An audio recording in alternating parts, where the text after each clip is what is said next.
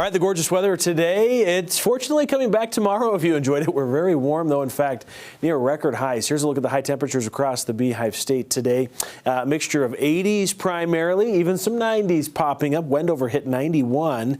We were just a degree shy of that, as you can see from Salt Lake, 95 in St. George. Temperatures more typical of the end of June than this mid-May, so even the early half of May. 69 degrees still in Provo. Good evening. 59 in Evanston. We're cooling off nicely. Most areas, though, still well above the average temperature for this time of year for our daytime high. In fact, we're usually right around 70. We're at 76 right now. Still 84 in St. George. If you're going out for a late night stroll, it's going to be phenomenal.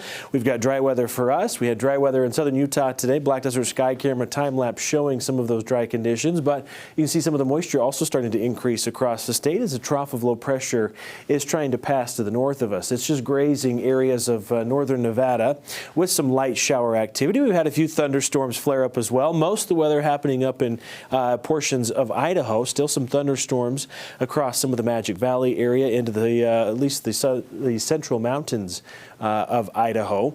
And that's where most of the moisture is going to stay, is just to the north of us. This is a look at the precipitation potential map. So areas, of course, you see shaded in red or orange. Really good risk or chance of showers tomorrow. We are going to hold on to an isolated threat for some of northern Utah, primarily over the higher elevation, some of our mountain valleys. Notice some of the Wasatch Front, though.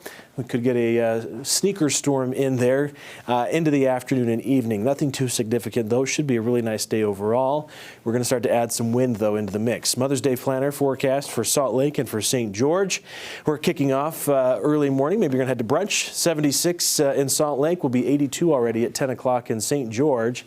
Then we're in the 80s into the afternoon, 90s for southern Utah with partly cloudy skies. Storm Prediction Center does have a chance of, this is a general risk, I should say, of non-severe storms. That darker green shaded area to the north is a marginal risk, meaning we could see some isolated severe storms flare up in eastern Idaho if you're heading in that direction.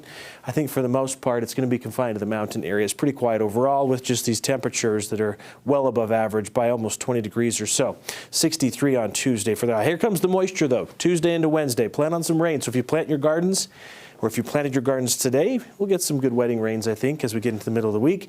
Should help spice those up a little bit with some fresh rain. 94 on your Sunday with partly cloudy skies. 90 on Monday. Winds are going to be sticking around in southern Utah. Not much, if any, rain, though. We drop to the mid-70s Tuesday, Wednesday. We bounce back to the mid-80s, though, Friday, Saturday. More wind expected next weekend, as we could see more active weather into next week. Or next weekend, I should say. Isolated storm potential for the Wasatch Front, mainly the mountain areas. 88 on Sunday, 87 on Monday. Here comes that storm Tuesday, Wednesday. Plan on scattered storms as we get towards middle of the week. Slight chance hangs on Thursday. Then we're in the low 70s on Friday. Mostly sunny, and a storm chance on Saturday as well. Jordan?